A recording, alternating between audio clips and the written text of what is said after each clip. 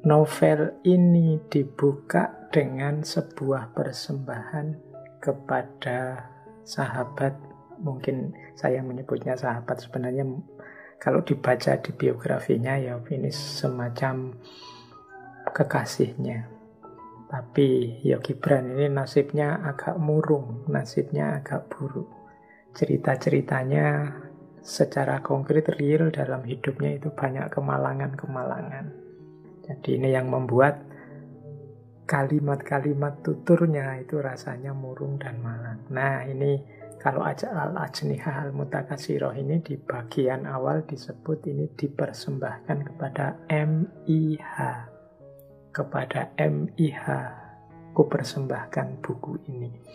MIH itu singkatan dari nama Mary Elizabeth Haskell. Mary Elizabeth Haskell ini putrinya seorang direktur bank, yang dia ini jadi kepala sekolah, namanya sekolahnya Haskell Dean School. Dan dia ini sahabat akrabnya, bahkan jadi manajernya, jadi promotornya Gibran.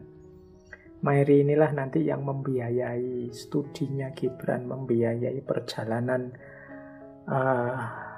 intelektualnya, membiayai perjalanan kesenimanan Gibran. Jadi dia yang mengantarkan Gibran mendunia. Makanya Al-Ajnihah Al-Mutakashiroh ini dipersembahkan padanya. Jadi ada kalimat persembahannya menurut saya indah. Kepada yang menatap sang mentari dengan mata nyalang dan menggenggam api dengan jari jemari tanpa gemetar, serta mendengar suara keabadian yang rohani di balik jerit nyaring si buta.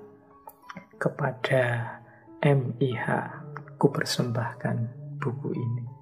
Oke, ya nanti teman-teman diulang lagi, dibaca lagi kalimat itu.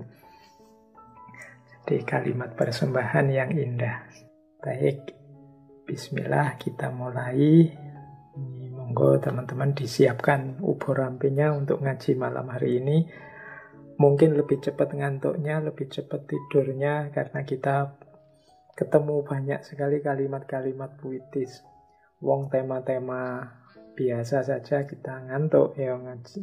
Berpikir apalagi malam hari ini kita temanya agak tema sastra yang puitis.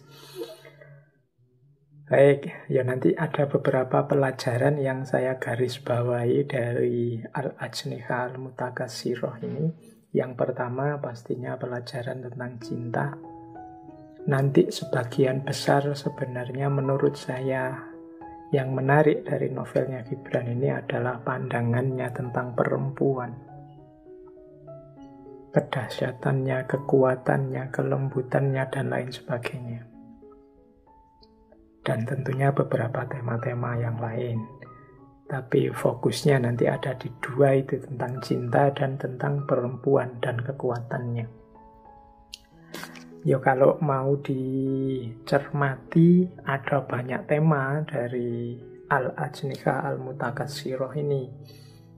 Di catatan saya, mungkin yang tertarik ya ingin mengkaji ini, jadi tesis atau jadi skripsi, bisa tema tentang cinta, bisa tema tentang memori, kenangan.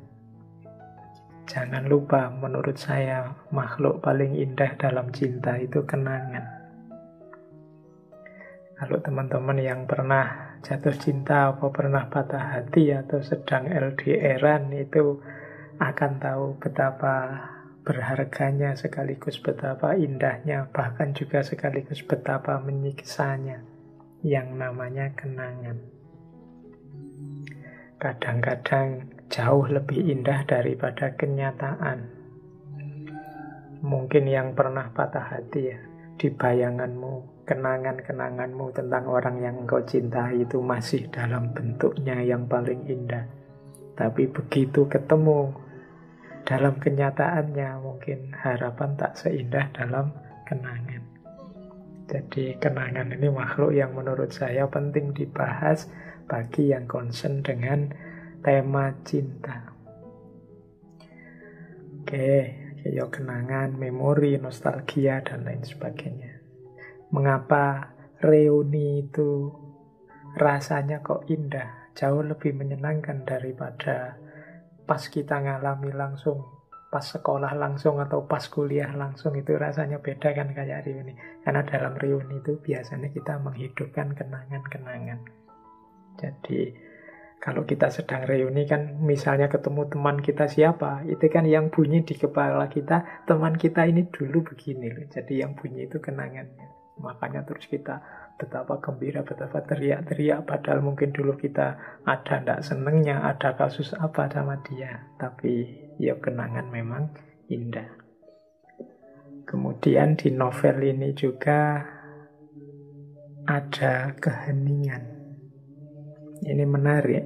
Gibran ini dalam banyak interaksinya dengan tokoh-tokoh di novel ini itu tidak banyak kata-kata. Kalau banyak novel itu kan biasanya ada kata siapa, bla bla bla bla, menurut siapa, kata-kata. Tapi ini dalam keheningan. Jadi dalam diam, dalam suara hati. Jadi di situ nanti akan kita lihat betapa suara hati, betapa keheningan itu jauh lebih dahsyat kekuatannya daripada kata-kata. Sekedar tatapan mata, sekedar duduk berdua, sekedar sendirian di malam hari, dengan keheningan-keheningan. Tapi maknanya jauh lebih dalam daripada kata-kata. Kemudian di situ ada juga kepasrahan. Kalau ini memang hubungannya dengan arus utamanya cerita itu kepasrahan. Kepasrahannya seorang Selma Karami yang dipaksa menikah. Sebenarnya yang memaksa menikah itu bukan orang tuanya, tapi pendetanya. Orang tuanya tidak akan berani membantah pendeta, membantah tokoh agama. Kalau yang merentah sudah tokoh agamanya, susah bantahnya, karena tokoh agama ini dipandang yang punya otoritas tidak hanya dunia tapi juga akhirat. Nah, mau tidak mau karena yang memerintah pendetanya, tokoh agamanya, ya Selma terpaksa pasrah. Meskipun menikah dengan orang yang tidak dia cintai. Dan suaminya juga sebenarnya tidak mencintai Selma. Yang dia cintai hanya kekayaan orang tuanya. Jadi karena melihat Selma ini anaknya orang kaya, dia mengincar kekayaannya. Kalau status sosial dia sudah punya, yaitu keponakannya pendeta. Tinggal kekayaan, maka kekayaan itu dia mengincar ayahnya Selma. Faris Effendi, ayahnya Selma, itu sebenarnya ngerti bahwa ini sebenarnya anakku tidak cinta sama dia, dia juga tidak cinta sama anakku, tapi kalau membantah perintahnya pendeta bisa dimusuhi semua orang. Mungkin bisa dianggap penistaan seperti hari ini ya. Mungkin bisa dianggap melecehkan agama dan lain sebagainya. Maka mau tidak mau pasrah. Dan pastinya dengan model kepasrahan semacam itu ada tema lagi yang tidak boleh kita lewatkan, yaitu tema penderitaan. Jadi bagaimana karena yang berjalan adalah yang tidak diinginkan oleh semuanya, baik oleh ayahnya, oleh Selma, oleh Gibran, bahkan mungkin juga oleh keponakannya pendeta.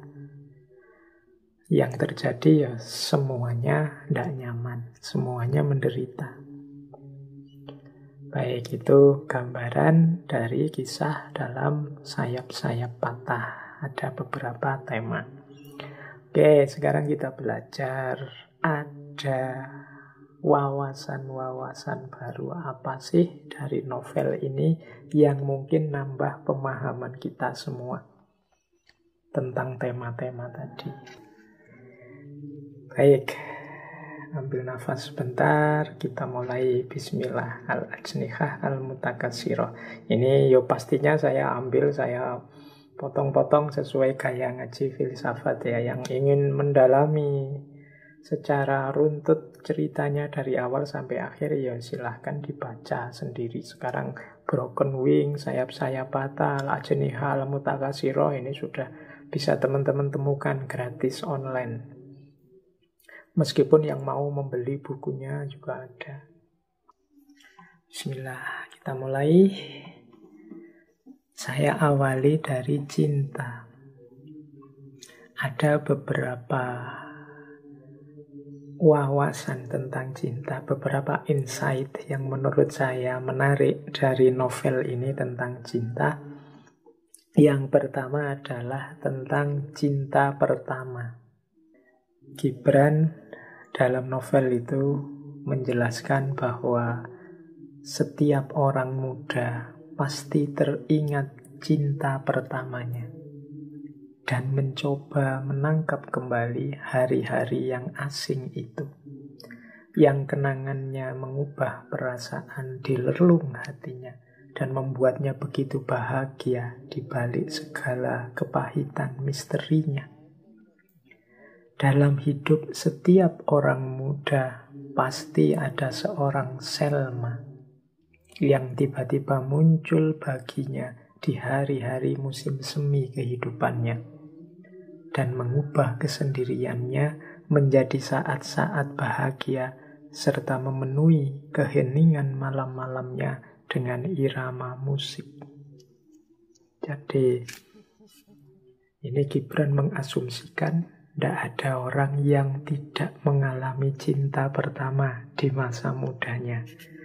Ya, ini saya tidak perlu menjelaskan. Ayo teman-teman direnungi sendiri, ayo perjalanan hidupnya selama ini. Siapakah cinta pertamanya teman-teman atau bapak ibu yang mungkin mendengarkan? Pasti punya, pasti ada cinta pertama itu. Yang seperti saya bilang tadi, dia hidup dengan sangat indah dalam kenangan kita. Yang kita ingin kembali lagi ke sana. Kalau bisa, mbok yo balik lagi ke masa itu. Kita ingin mengalami rasa yang sama, yang membuat kita begitu bahagia saat itu. Ya, jadi ini menurut saya wawasan pertama, karena ini ada di bagian-bagian awalnya novel. Yang diceritakan oleh Gibran di novel ini kan juga pengalaman cinta pertamanya. Boleh kalau teman-teman tertarik, ayo tulislah pengalaman cinta pertamamu masing-masing. Sebagian besar mungkin sad ending karena tidak nyambung, tidak seperti yang diharapkan. Tapi mungkin juga ada yang begitu cinta pertama langsung klik, langsung nyambung sampai nikah, sampai sekarang. Ya alhamdulillah.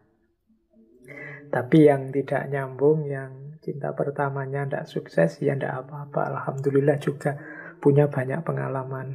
Punya banyak pengalaman kan banyak pengetahuan. Semakin banyak pengalaman semakin dewasa. Tapi pelajaran berharga dari cinta pertama menunjukkan bahwa cinta itu memang indah. Bahwa cinta itu memang fitrah. Jadi cirinya manusia.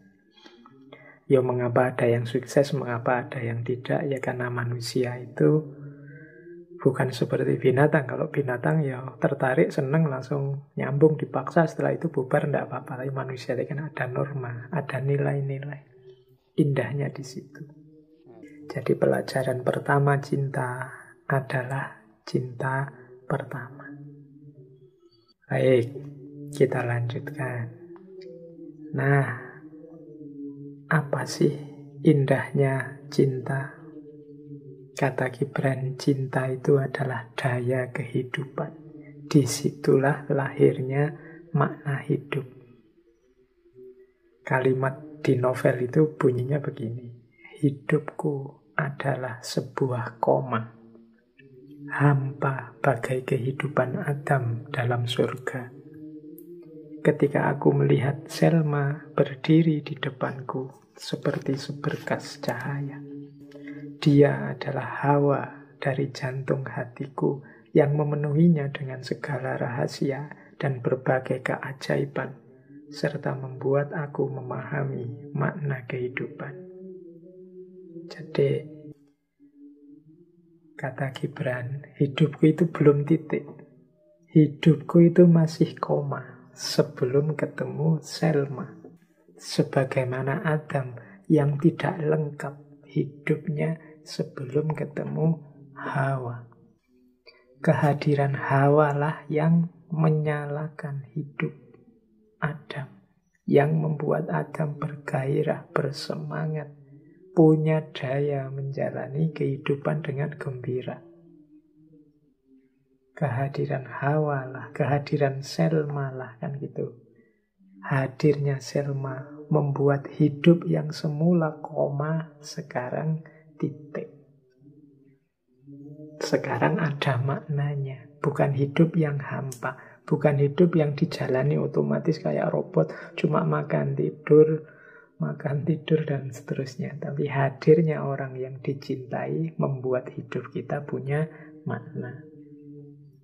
Nah, jadi teman-teman yang belum ketemu Selmanya, belum ketemu Hawanya, berarti hidup kalian masih koma, belum titik.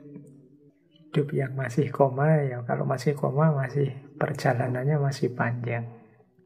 Masih, jangan-jangan setelah koma terus masih koma lagi. Seolah-olah sudah titik, tapi ternyata enggak. Mungkin ya masih titik koma berarti. Pokoknya dia penuh setelah Selma hadir, setelah Hawa hadir. Berarti cinta adalah daya dalam kehidupan. Ini pelajaran yang kedua. Jadi pelajaran pertama adalah cinta pertama itu adalah keindahan hidup, kenangan yang tak terlupakan, dan hadirnya cinta membuat hidup penuh makna, membuat hidup tidak hanya koma, tapi sudah titik. Itu pelajaran kedua. Makanya kalau ada orang bilang, alah cinta-cintaan terus, hidup ini yo yang penting punya uang, yang penting punya jabatan, yang penting status, yang penting macam-macam. Iya mungkin ya, tapi itu semua masih koma. Titiknya, titik itu berarti puasnya dahaga hati, bahagianya jiwa kita, itu kalau sudah bertemu dengan pasangannya. Yo, untuk kesempurnaan relasi dengan pasangan memang kadang butuh uang, kadang butuh status, kadang butuh jabatan, mungkin juga butuh pendidikan yang tinggi, gelar dan lain sebagainya. Tapi yang lain tadi sifatnya hanya koma-koma. Titiknya adalah pasangannya. Adam itu sudah di surga. Nabi Adam itu kan di surga, apa saja ada. Apa yang dia inginkan ada. Tapi Nabi Adam masih meminta Hawa kepada Allah. Karena memang hadirnya Hawa memunculkan daya hidup. Hidup yang tidak sekedar rutinitas yang hampa. Hidup yang tidak koma, tapi hidup yang sudah titik. Jadi mari kita membuat hidup kita ini titik. Apalagi yang seperti saya bilang tadi, kalau hari ini berseliweran di sekeliling kita hanya kebencian demi kebencian, hanya perselisihan demi perselisihan, ya kita lebih jauh lagi, mungkin koma saja belum. Koma itu kan berhenti sejenak, tapi belum tuntas, belum titik. Tapi dalam kebencian, dalam perselisihan, dalam macam-macam masalah yang ruwet di sekeliling kita, itu berarti koma saja belum kita. Masih sangat banyak yang perlu kita perbaiki ternyata dalam hidup. Untuk memberi makna, apalagi karena menjalani saja kita masih pontang-panting, apalagi memberi makna. Jadi ternyata memang kita perlu lebih banyak belajar lagi untuk mengelola hidup ini.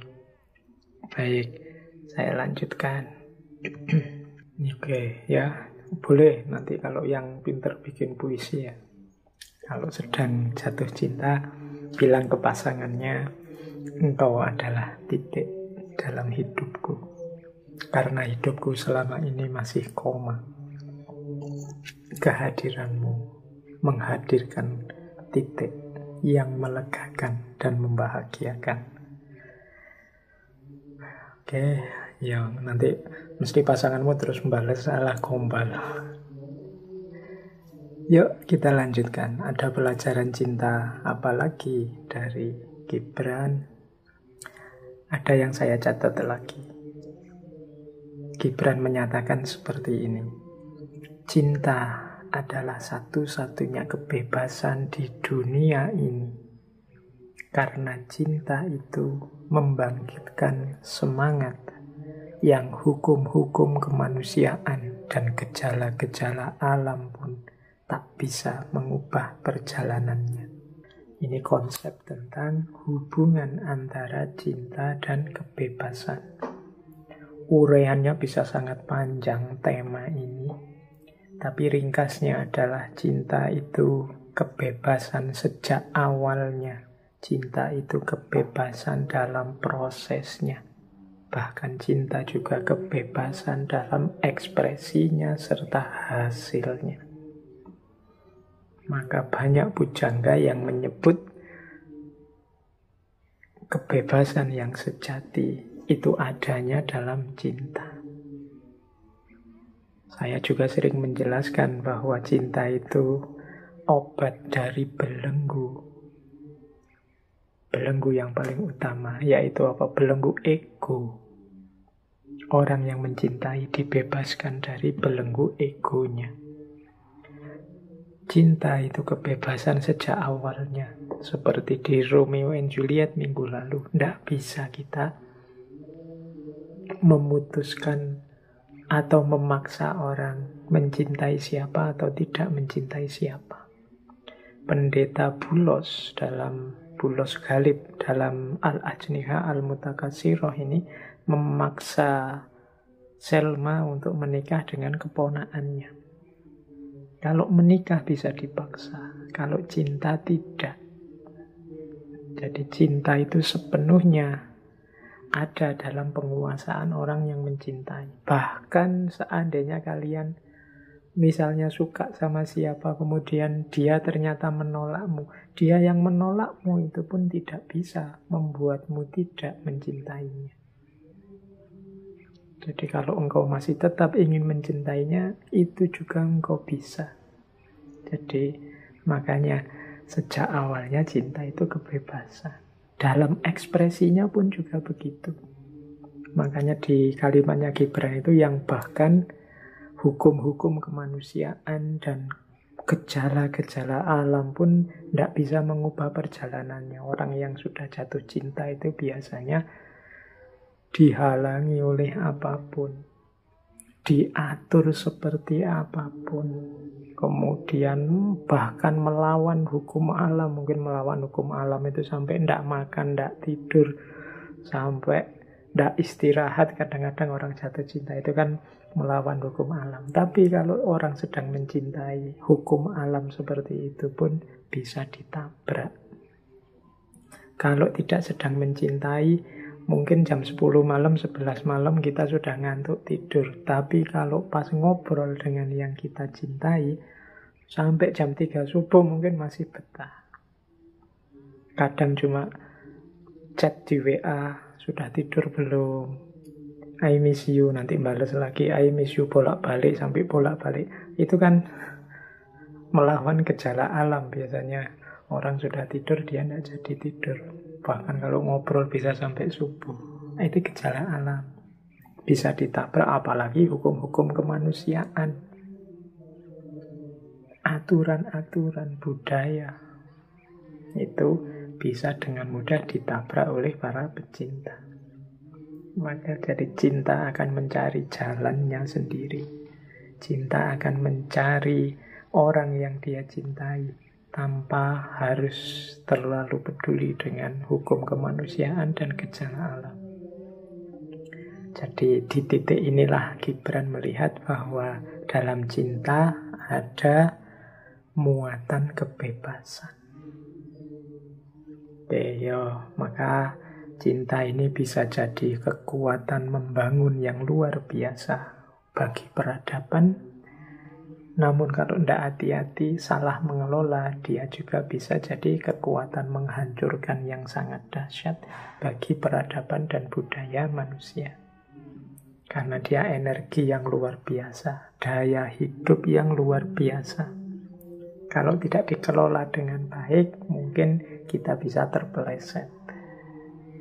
Jadi paling tidak malam hari ini kita belajar karakter-karakternya. Oke, ada lagi ini pelajaran dari Gibran. Selain kebebasan apa? Air mata.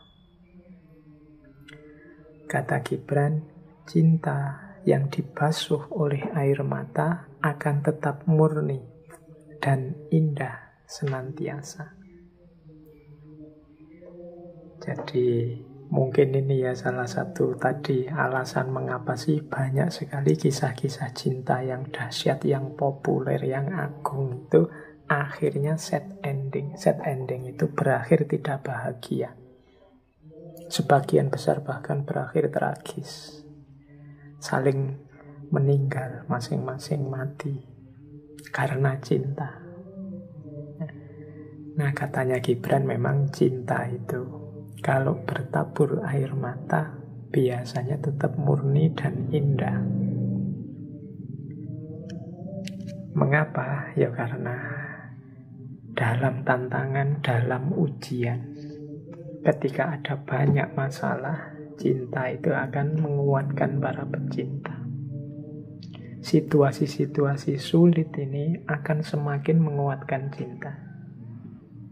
Situasi sulit itu sebenarnya tidak hanya berhubungan dengan cinta, tapi mungkin teman-teman mengalami hidup susah dengan siapa, dalam hal apa, itu biasanya kenangannya jauh lebih indah, lebih murni. Mungkin tidak harus dengan lawan jenis, dengan teman misalnya. Pernah sama-sama mengalami kesulitan berdua dengan temanku yang ini. Itu kan pengalamannya lebih berkesan. Jadi lebih terkenang. Saya bilang tadi, kenangan itu sifatnya indah. Boleh teman-teman merenung, mungkin pengalaman zaman sekolah, pengalaman zaman, kalau yang selesai kuliah, zaman kuliah dulu, zaman itu biasanya yang lebih terkenang, yang lebih tersisa dalam diri kita itu pengalaman-pengalaman sulit. Mungkin pengalaman dimarahi guru, dihukum BB, atau ini kan pengalaman waktu ngalami itu nangis-nangis, tapi sekarang pengalaman itu membuat kita tersenyum. Dia jadi pengalaman yang indah. Itu kan pengalaman biasa sehari-hari, apalagi pengalaman cinta yang kalau dia bertabur air mata, banyak sekali kesulitan. Melenyapkan itu akan sangat sulit. Karena dia sangat murni dan indah sifatnya.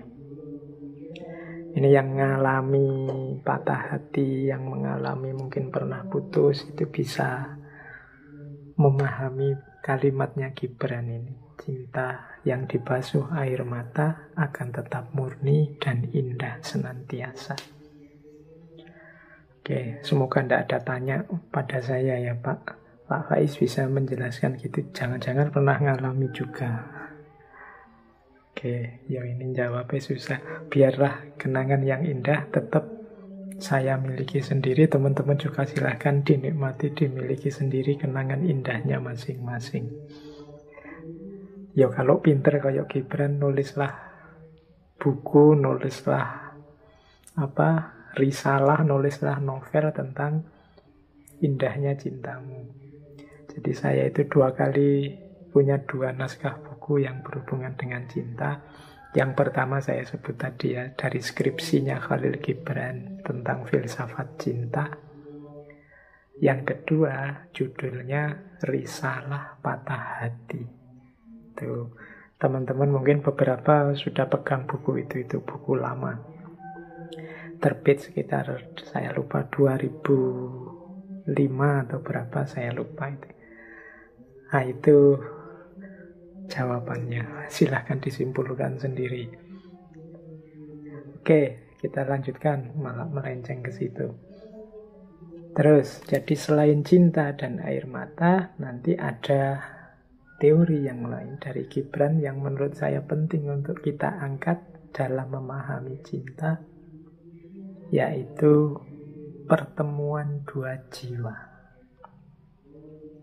Jadi cinta ini kan melibatkan dua jiwa. Kalau bahasanya Plato itu soulmate, pecahan dari jiwa kita yang kita temukan di dunia ini dan kita sangat menginginkan bersatu kembali.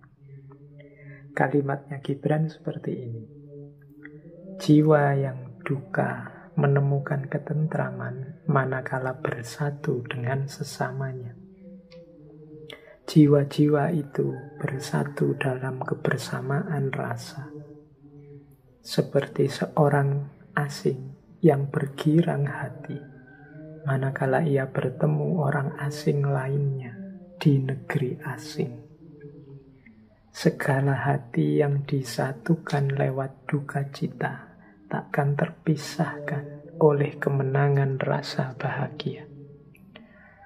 Cinta yang dibasuh oleh air mata akan tetap murni dan indah senantiasa. Nah, ini potongan dari yang saya sebut sebelumnya tadi.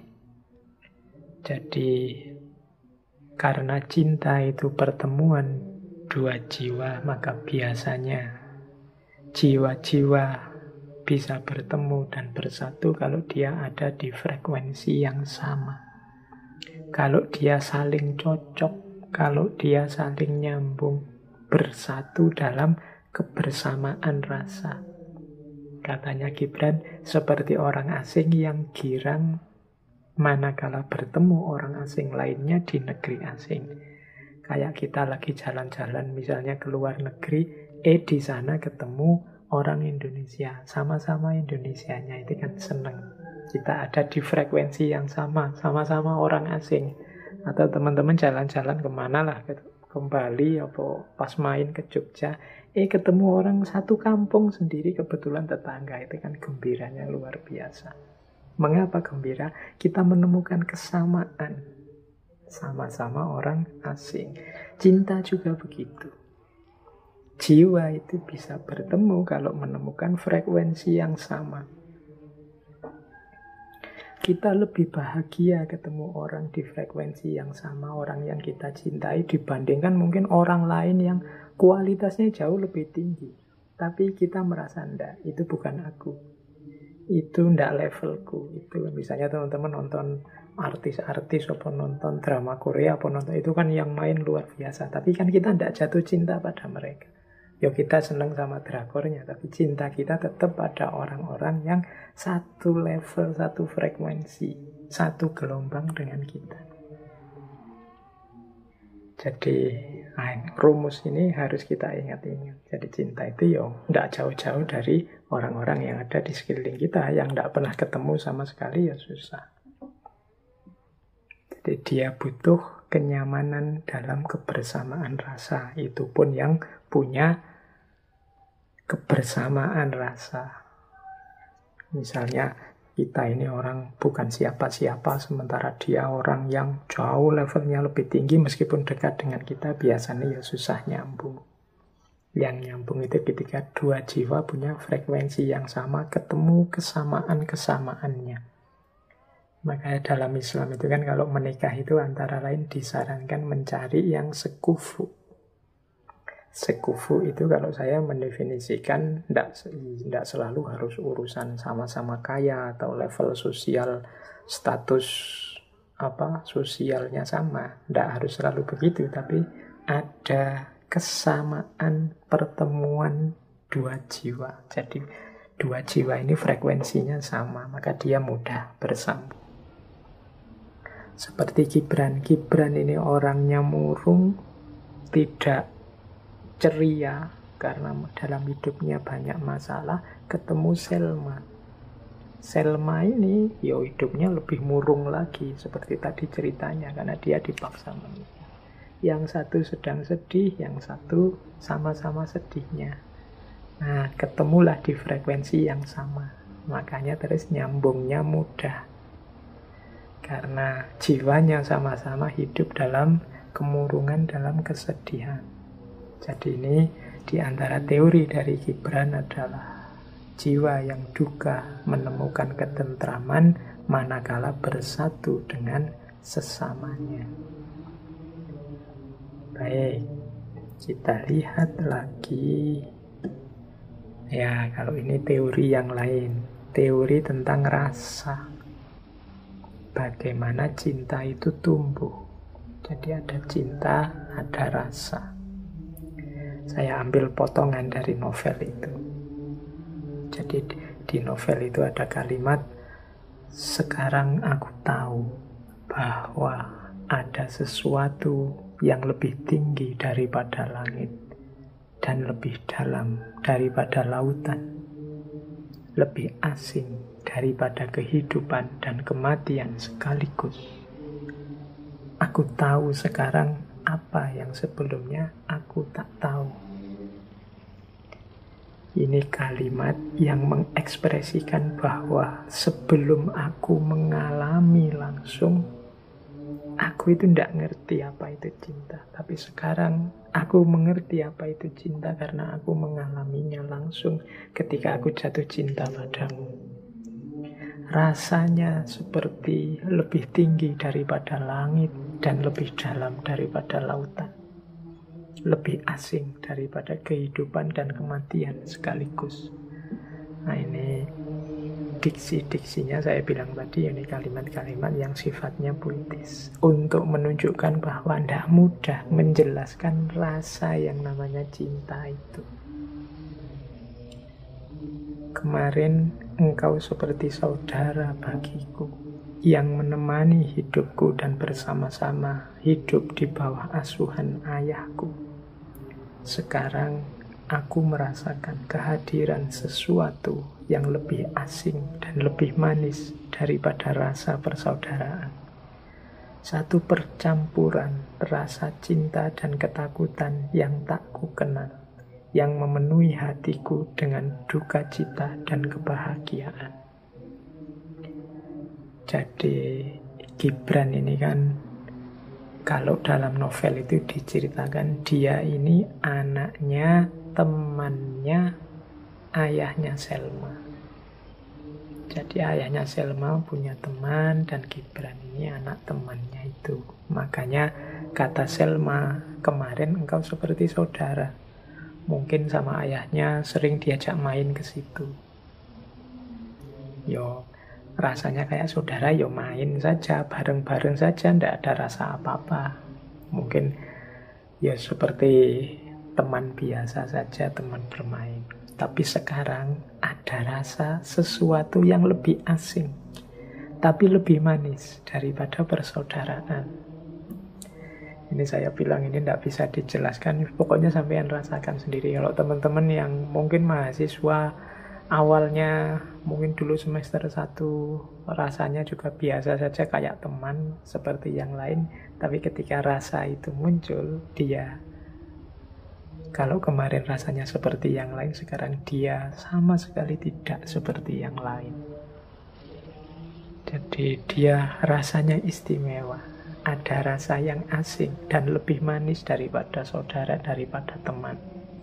Ada rasa duka cita tapi sekaligus kebahagiaan. Duka cita itu takut kalau nanti engkau pergi, engkau hilang, engkau tidak bersamaku, tapi juga kebahagiaan. Karena cinta itu kehadirannya memang membahagiakan. Jadi inilah dimensi rasa dalam cinta. Hanya yang mengalami yang tahu. Ini teori yang di semua pembahasan tentang cinta selalu disampaikan bahwa tepatnya penjelasan tentang cinta itu melalui dimensi rasa, tidak bisa diuraikan dengan kata-kata. Baik, jadi dari sisi cinta kita belajar tentang rasa, kita belajar tentang pertemuan dua jiwa, kita belajar tentang air mata, kebebasan, daya hidup, serta cinta pertama.